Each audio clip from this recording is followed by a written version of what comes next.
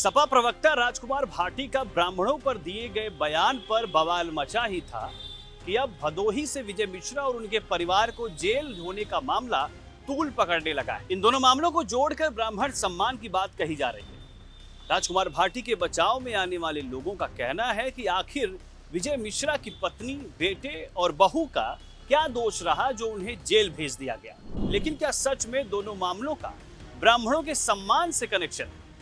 क्या सच में यूपी में ब्राह्मणों को सियासी टारगेट बनाया जा रहा है? तो इस वीडियो में हम इसी पर बात करेंगे। दरअसल राजकुमार भाटी का बयान एक मुहावरे पर था जिसमें ब्राह्मणों को वैश्य से भी बुरा बताया गया।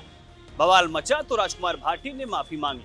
हालांकि इसके बाद भी ब्राह्मण समाज की सपा के नेताओं को लेकर नाराजगी बनी हुई है। लेकिन विजय मिश्रा वाले मामले में कहानी ब्राह्मण समाज के अपमान की नहीं बल्कि दो ब्राह्मण परिवारों के बीच का मामला है। विजय मिश्रा का मामला रंगदारी, अवैध कब्जे और एक माफिया के दबदबे का है। मामला अपने ही रिश्तेदार के घर पर अपना कब्जा जमाने का है।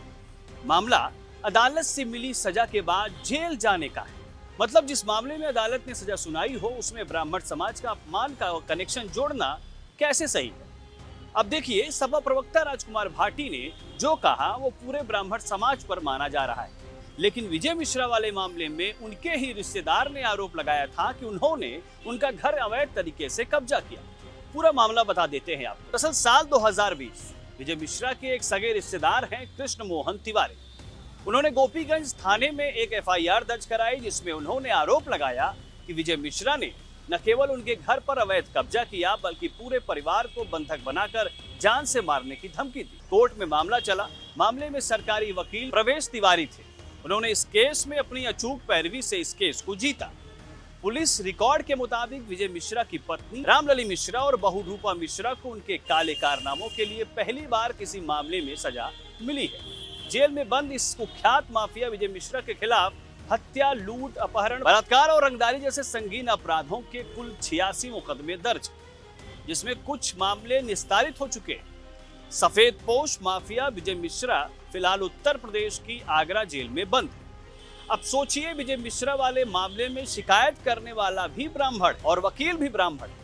इसके बाद भी इस मामले में ये माहौल बनाया जा रहा है कि ब्राह्मणों को सताया जा रहा है। बता दें कि विजय मिश्रा वाले मामले में रंगदारी, जालसाजी और संपत्ति हड़पने के मामले में भदोही की एमपी एमएलए कोर्ट ने विजय मिश्रा और उनकी पत्नी और उनके बेटे विष्णु मिश्रा को 10-10 साल की जेल की सजा सुनाई। वहीं उनकी बहू रूपा मिश्रा को 4 साल की कैद की सजा मिली है। अब ये सब अदालत के जरिए हुआ है। अब जो विजय मिश्रा के परिवार को जेल की सजा होने पर सिर्फ इसलिए हमदर्दी जता रहे हैं कि वो ब्राह्मण समाज से, तो उनके लिए एक तथ्य और जान लेना चाहिए कि अवैध कब्जे के इस मामले में सजा होने से सिर्फ 2 दिन पहले ही प्रयागराज की एमपी एमएलए कोर्ट ने एक हत्याकांड के मामले में विजय मिश्रा को आजीवन कारावास की सजा सुनाई। ये मामला 11 फरवरी 1980 का है।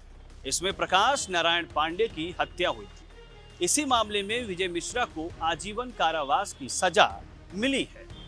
विजय मिश्रा के ऊपर जैसे आरोप हैं या जिन मामलों में वो दोषी है उनमें अधिकतर ब्राह्मण ही पीड़ित है। तो फिर विजय मिश्रा को ही ब्राह्मण मानकर पूरे ब्राह्मण समाज को शोषित कैसे मान लिया जाए? आखिर में वही बात कि सपा प्रवक्ता राजकुमार भाटी पर पूरे ब्राह्मण समाज को टारगेट करने का आरोप है। वहीं विजय मिश्रा का मामला ब्राह्मणों पर ही अत्याचार करने का है। अब इसके बाद भी दोनों मामले एक जैसे आपको अगर लगते हैं तो कमेंट बॉक्स खुला है, अपनी राय हम तक जरूर पहुंचाएं। मिलेंगे किसी और वीडियो में। नमस्कार।